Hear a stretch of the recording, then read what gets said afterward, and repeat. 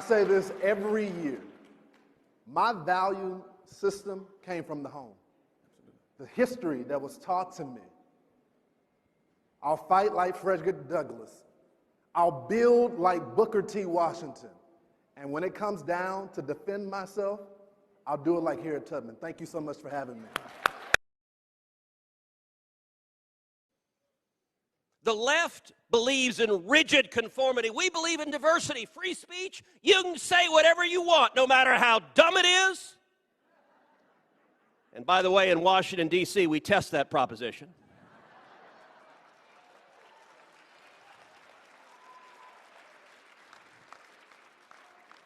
Religious liberty, you can worship however you like on your knees before Almighty God. Or you can worship the almighty dollar. Or you can worship, I don't know, pink Martians. That's the beauty of freedom. And the Republican Party is not the party just of the country clubs. The Republican Party is the party of steel workers and construction workers and pipeline workers and taxi cab drivers and cops and firefighters and waiters and waitresses and the men and women with calluses on their hands who are working for this country. That is our party, and these deplorables are here to stay.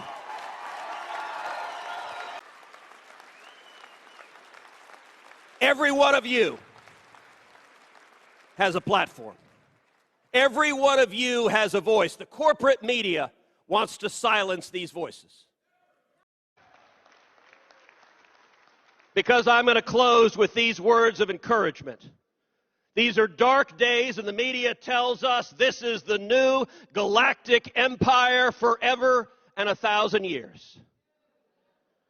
But already Joe Biden and the radicals in his administration, they are already overshooting. They are already going too far. Their policies don't work. They are disasters. They are bad. They are destroying jobs. They are stripping our freedom. And there is a natural pendulum to politics. And the country will come back to sanity. And mark my words, 2022 is going to be a fantastic election year. And so is 2024. As we stand together and defend liberty, defend the Constitution, defend the Bill of Rights of every American.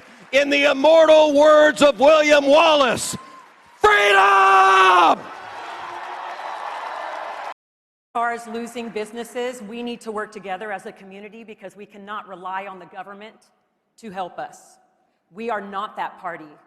We need to join together, work together to get these small businesses, shop small businesses, lay off the big box stores that you could go buy flowers and stand in line with 600 people at Lowe's or Home Depot, but you could not get your hair cut, nor could you go work out.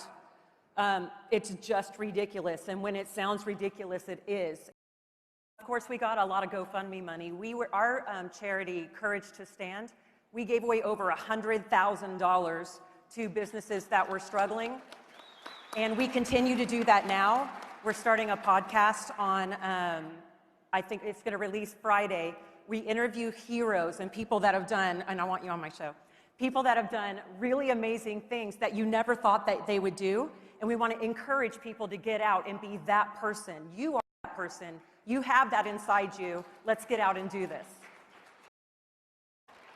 So my friends, when you hear the Democrats trying to buy your votes and acting like you are too naive to know what is going on, push back on that. Take personal responsibility for your life, because if we don't stand up, if we don't start fighting for our country, then who will? Thank you.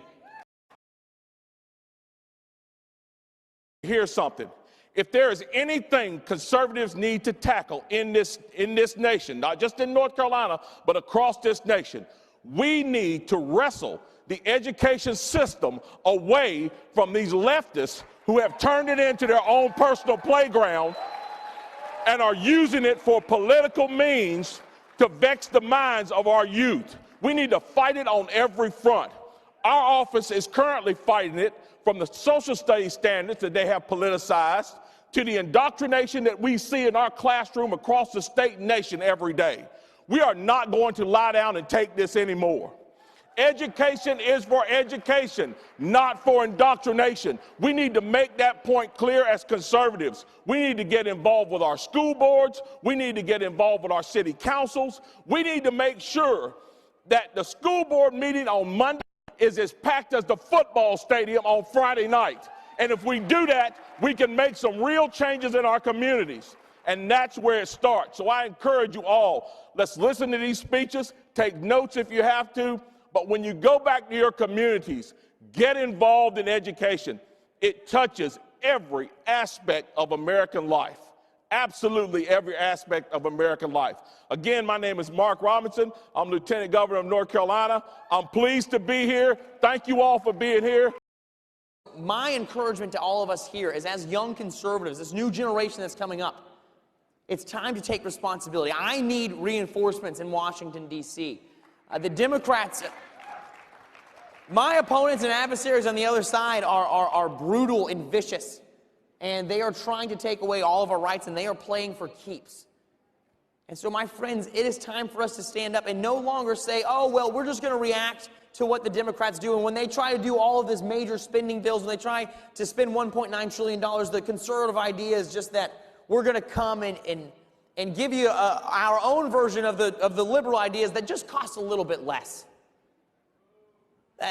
That's not what we are as conservatives. I'm going to tell you something. I'm not going to come up here and promise you free things. As a conservative, the conservatives in government, we believe that we are going to offer you something that is immeasurably more valuable, and that is your freedom. That is your freedom to go out and have the right to fail or to succeed. Your freedom to speak up or to sit down. Yeah, that's so.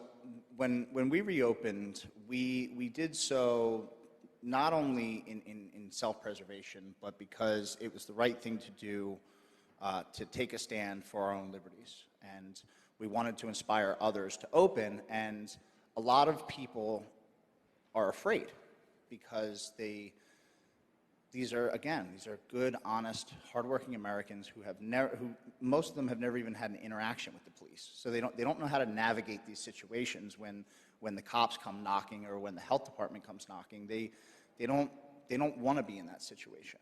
All these people want to do is just make a living. So the reason we stood up in the beginning was to inspire others, and people were still reluctant. So we set out to create that website, and we did, and it was called StayOpenStayFree.com.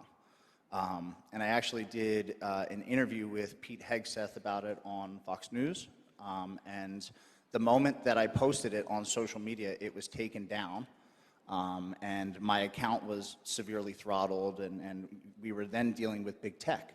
So that really, it didn't take off the way it wanted to. There's a lot of other grassroots organizations that are out there trying to do that, but it just shows the extent of what we're actually dealing with when you're being censored for something like that. We're not inciting any bad things. We're trying to get businesses back on their feet, and big tech doesn't want that either.